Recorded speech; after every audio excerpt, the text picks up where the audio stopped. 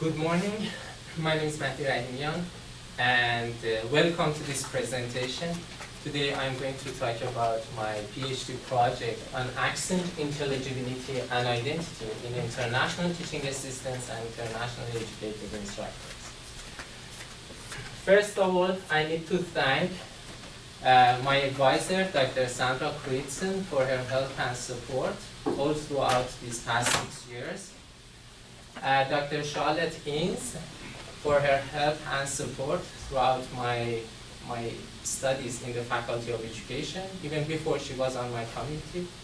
And Dr. Robert Hagibara for a long-standing support from the Department of Linguistics. And also I need to send my sincere thanks to Dr. Bill Dunn from the University of Alberta. Thank you for the constructive feedback. Here is an overview of my presentation. First, I provide some brief background into the topic. Then I explain my methodology.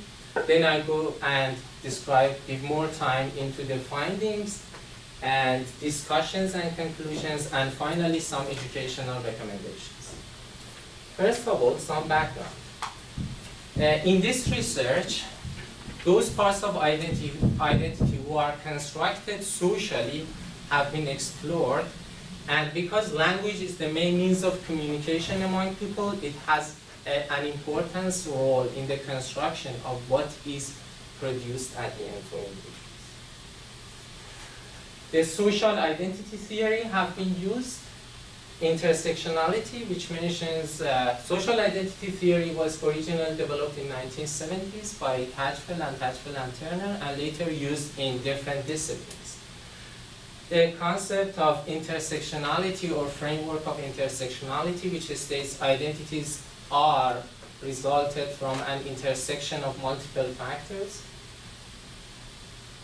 And the concept of communities of practice, originally developed in 1990s by Lavan Wenger, 1991, and Wenger, 1998, and it has been used by several scholars in the field of second language education.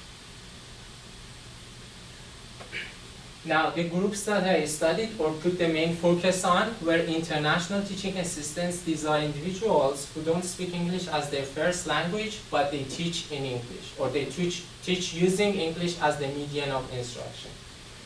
There are three main concerns over using these individuals in post-secondary education in North America. These three concerns are cultural skills, language skills, and teaching skills. The way I see my research is that it focuses on language skills to explore how it can impact the teaching skills of these individuals. The main research question that I formulated is how are accent, intelligibility, and identity in English as a second language speakers related in the case of international teaching assistants in Canada. Based on that main question, I formed a few sub-questions, 5 sub-questions. What are second language speaking ITAs experience with accent and intelligibility in their teaching practices in English? How do second language speakers describe their experiences with identity construction in English? And how do first language speaking students describe their experiences with taking courses with ITAs? And how do first language speaker raters rate accent and intelligibility of first and second language speakers? And does the ethnicity or perceived ethnicity of the speaker has any influence on their rating? And how do individual ESL speakers' histories with additional language learning affect their identity, accent, and intelligibility? So after answering each of these questions in a mini study, the answers were put together in a bigger study to answer the main question. The researcher positionality, who am I? Well, I'm a multilingual Iranian national who has lived and worked in Canada since 2011.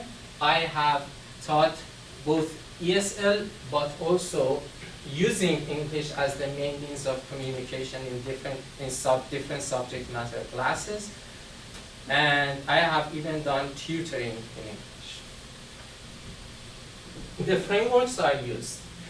The theoretical frameworks, if I want to categorize them, classify them separately from the analytical ones, the theoretical frameworks I used were social identity theory and the concept of communities of practice. Now, the analytical frameworks that I used was an ongoing iterative analysis, social constructivism, inductive approach, Foucauldian concept of discourse in relation to power and subjectivity, and intersectionality. For methodology, I used an embedded convergent mixed method research design. So embedded because in convergent mixed method research design, we have two big qualitative and quantitative research, what they call them strands or phases that we collect data using these methodologies, and then we put the data together for the final mixed method analysis. Now, I had two smaller studies embedded into one of the strands, so it is called embedded convergent mixed method research. For the qualitative strand, I interviewed people who had done teaching for ITAs. For the quantitative strand, I asked a group of ITAs and another group of first language speakers to produce some language. I recorded them and I played the recordings for another group of first language speakers to rate them for intelligibility and accent. One of the embedded studies was collecting language history evaluation from ITAs. Another one was asking those students who had taken courses with ITAs and rated some voices, how they rated them, and their experience with respect to taking courses with those individuals. Participants, there were 20 participants. In group 1, I had 15 participants, 10 second language speakers of English, and 5 first language speakers of English. In group 2, I had 5 other first language speakers of English who had taken courses with both first and second language speakers. Now, the findings. Like the qualitative findings, the findings I'm going to present in this slide are resulted from interviews with ITs. So they talked about identity, accent, and intelligibility, and their experiences varied. They talked about the complexity nature of these factors, the inner locus for identity, and connection between identity and an individual's background. Based on the interviews, 7 recurring themes were emerged. Accent and background, they all mentioned that accent is rooted in different background experiences that they have. And accent and access to communities of practice, they said that, yes, we do gain the accent of individuals, of groups that we associate with, but also our accents influences our participation in different groups. And they all agreed that identity is rooted in somebody's background. And they talked about speaking English and having access to communities. And they said it depends on both their linguistic skills, but also the interlocutors, the other group members' characteristics. They talked about the connections available to L2 speakers, that they varied. Some of them had more connections here in Canada, some of them had less. And they talked about, with respect to intelligibility and accent, they said for sure intelligibility has higher importance in communication. And another thing that was discovered was that power or social power that an individual is perceived to have influences how they are welcomed in different communities. Next, qualitative findings. Now these ones are resulted from interviews that I had with those 5 first language speakers who had taken courses with ITAs. So 4 out of 5 of this group of participants mentioned that they use accent as the main linguistic features, but mainly accent as the main determinant of whether their interlocutor is speaking English as their first language or not. And also they might use grammar and word choice. when I ask about non-linguistic cues, they said that like ethnicity, perceived ethnicity, hand movements, clothing. They said it might make you wonder, but they don't use it as a deterministic factor. And it was found that with experience, these students' perceptions of communication with second language speakers change. Now, continuing with this group of speakers, first language speakers, I asked them about, okay, so what are the positive things you found when you took classes with ITAs or when you were being TA'd by some ITAs? And these are the things that I can categorize, classify based on findings. They said these ITAs usually have high intelligibility. Okay, fine, sure enough. And they do possess and portray a thorough knowledge of the field they are teaching. Number 3, they provide a clear organization of the whole classroom, but also in their presentation, they will structure it, meaning they provide some feedback, they provide detailed information, and then they provide a summary. And finally, again, another serendipitous finding was that they said that a minor foreign accent might benefit these instructors. When I probed about the reasons, totally unexpected, they said because in those classes, if they understand the person but they have minor accent, they make sure that they pay attention or they stay focused so they do not lose material. Okay, good.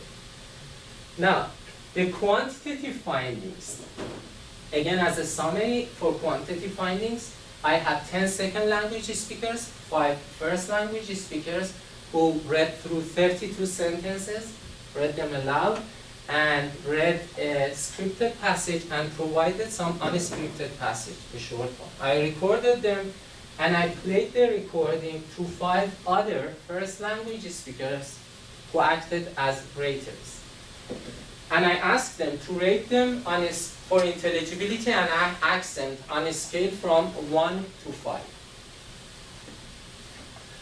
When they were listening to sentences, which 15 times 32 becomes 480, after, like in the first 240, they would see a picture of Caucasian individuals, totally different ones from participants.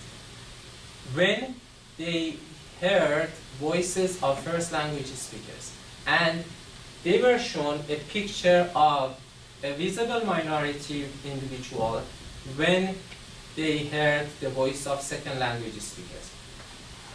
After 240 sentences, they would take a short break, and then they would hear another 240 when the picture association was reversed, to see whether the perceived ethnicity of the individual has any influence on their ratings.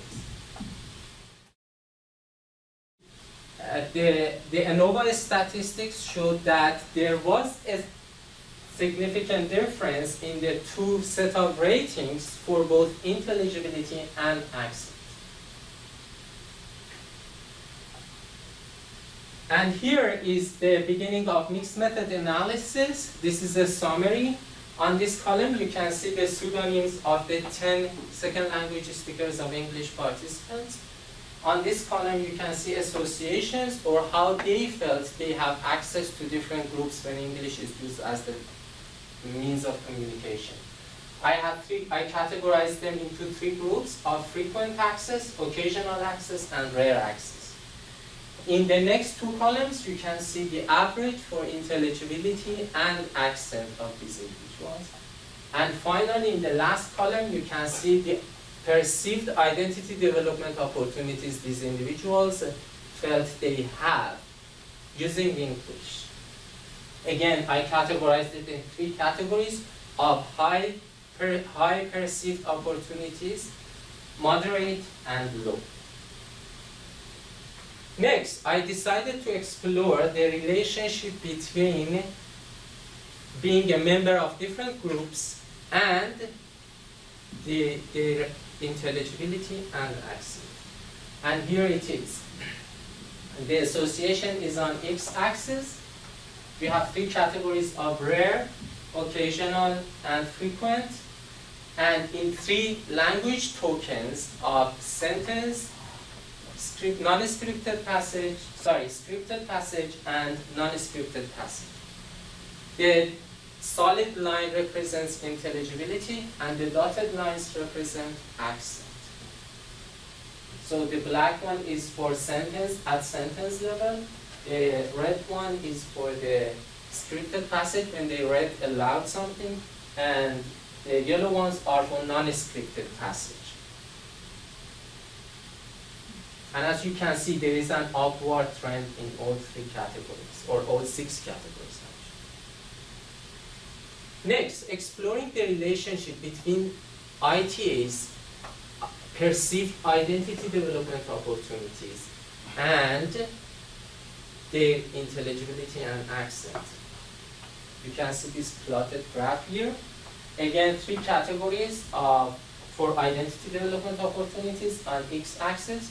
We have low, moderate, and high. And again, the black one, the black solid is for intelligibility, and the dotted ones are for accent. The black is for sentence level. Red is for scripted passage level, when they read through the short passage, and the yellow is for non-scripted passage, when they talked more spontaneous. And as you can see, in 4 out of the 6 categories here, we have an upward trend, except for the scripted passage, that those who perceive moderate identity development opportunities are lower than others. Next, I explored the relationship between individuals' access to different groups here in Canada, how they felt they are members of different groups, and how that could be somehow related to their perceived identity development opportunities, and I got to this graph. Well, because the relationship looked so good, I went and did some sample remeasurement to make sure that I haven't made any mistakes, and this is very easy. So if they perceive more association with different groups, there was a higher chance that they felt they can develop their identities. Now, answering the main research question, how are accent, intelligibility, and identity in English as a second language speakers related in the case of the international teaching assistants in Canada?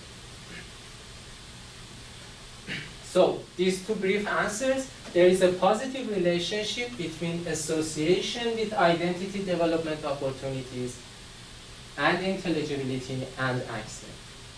And if second language speakers perceived that they had higher senses of identity development here, there was a strong but not perfect relationship between their identity development and also their perceived or rated intelligibility and accent. Some discussions. Social construction of identities. Some socially constructed identities that are assigned, for example, what profession somebody has, influences ITA's positioning and their places in the society and how they might or might not be welcome to different groups. And association with internationally oriented group, again, this was something that I hadn't had any questions, but they shared information and I learned about it. If they said that if they had access to certain groups where the dominance is not with first language speakers of English, they are first language speakers of different languages, they use English as the means of communication, they still felt higher opportunities to develop their identity. And also personal construction of identity. For elements of identity that are constructed socially, to become internalized, some changes are required or they happen. And again, reassuring the findings of other scholars, identity and second language speaking seem to be related together. So the more they felt they have speaking opportunities to different people, the more they perceive their identities to being constructed, sound, and safe. And also, identity and accent seem to be related according to multiple findings that I had. So individuals, on one hand, they perceive that their identities and accents are both related to their backgrounds. So their backgrounds should influence their accents. And finally, some educational recommendations. First of all, intelligibility is the highest standard that educators, people who work with ITAs, those who hire internationally educated instructors need to remember. They need to focus on intelligibility, or put more emphasis on intelligibility. The speech rate, especially at the beginning of presentations, they need to slow down their speech rate so students can start normalizing their speech patterns. And projection of voice, several of raters mentioned that, I think I'm too projecting. Several of the students said that when they speak with second language speakers, sometimes they use, I'm quoting, a soft voice. And it's related to the physics, like we cannot hear them. So if we hear them, at least we have a chance to understand them. But if they use a low voice, no. Organization of their lectures when they teach, they need to be organized according to the syllabus or according to some organization that they communicate with the students right from the beginning of courses. Having a thorough knowledge of the field they are teaching and also communicating that with the students, which helps ITAs and the students collegially build their confidence. So when the confidence is built, a lot of ITAs mention that they can communicate better and they put less focus on language side and more on the content. And sharing knowledge and experience, say for example an ITA has worked in the industry, now they are teaching a course related to that industry in the Faculty of Engineering, share related knowledge to the course concepts. This would facilitate the students' understanding. And finally, some limitations of this study. This study benefited from multiple conceptualizations that can be both an advantage and it could be both a disadvantage of them, in my view. And number of participants due to so many factors, including time for a PhD student and financial resources, space available to recording. I used 20 participants, so a bigger pool of participants can benefit. And finally, I just included or used super segmental elements of a speech at sentence level and passage level. Now, using segmental elements and looking at the interaction between segmental and super segmental things could also benefit studies of this. And finally, thank you very much for your attention.